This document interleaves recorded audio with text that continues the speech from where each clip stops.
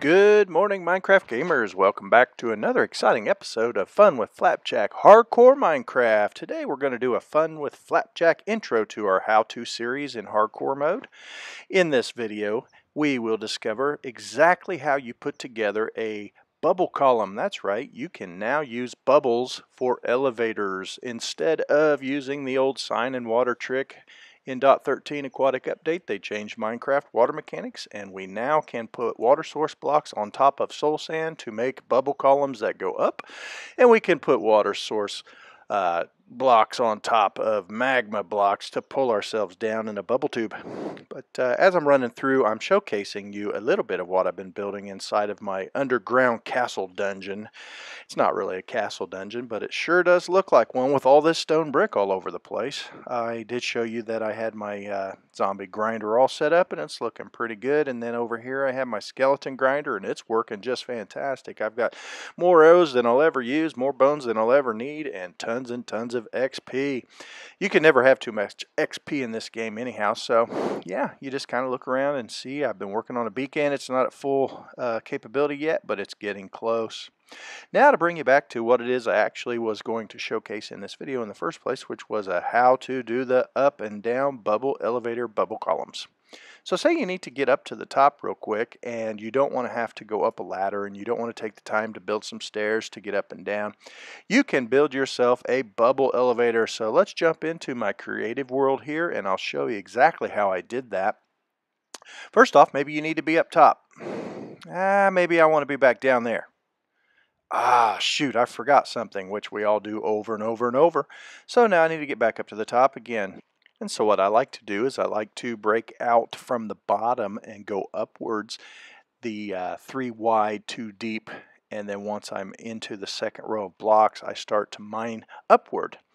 And so I'll do that 3 wide going straight up. And bear in mind, in a hardcore or hard mode or survival mode world of any type, you do deal with gravity blocks that potentially could fall on top of you while you're doing this. So you want to consider safety first, especially in your hardcore world where even a piece of sand could end your life forever and ruin your gameplay.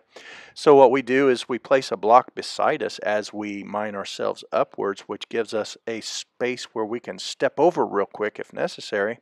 Or you can do the old torch at the head level trick and place a torch beside your head on the wall and then mine straight up. And if gravity blocks do in fact fall on you, they will be able to hit the torch, and the sand or gravel will reduce to the tiny block that you're able to pick up and put into your inventory. So that'll keep you safe as you're doing this. And then of course, if you're in an area where lava might be a problem, always be ready to place a block above your head to stop that lava from cooking your brain.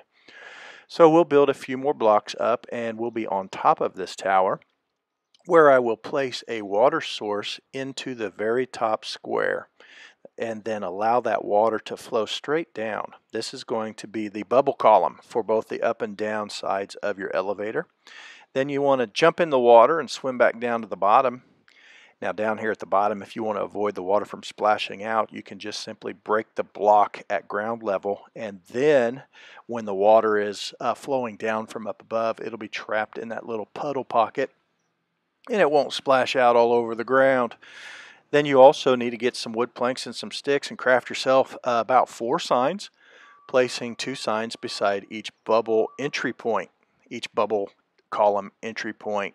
So we want to place up on one side and down on the other. It doesn't matter which side is up, it doesn't matter which side is down, but it is very important that up is beside the soul sand and down is beside the magma block. Magma pulls you down, soul sand pulls you up. So now we place the kelp on the ground and build a kelp tower. That's right, grab that seaweed from the ocean, go get you a stack or 2. You might be building an elevator that's 60 blocks tall. You might need a whole entire stack each side. Maybe you don't want to break the kelp and use it over again. Who knows?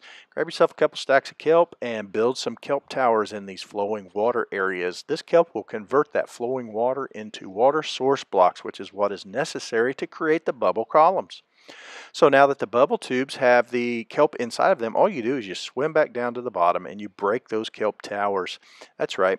When you place the soul sand and the magma blocks in their proper place down here at the bottom at ground level, that will convert those water source blocks into bubbles. And the soul sand will shoot you straight up into the sky, and the magma will pull you back down. Now, in the magma side, you won't take damage if you crouch when you land on the magma block. So make sure to remember that. Otherwise, you'll take a little bit of fire damage when you land on that magma block. Now, it might not be a big deal, but we try to avoid as much damage in this game to ourselves as possible, right? Yeah, so let's see if I can switch over to the F5 mode and back myself into this up column, and you can watch FlapJack fly to the sky. Now, I don't have my Elytron, so I'm not flying FlapJack right now, but I'm going to be bubble riding FlapJack, taking a ride to the top. Here we go, back myself in. This is not as hard as I thought it would be, but I'm not as good as most people. Here I am, boing, boing, boing, sitting at the top of the world. Thanks for watching. Catch you in the next episode.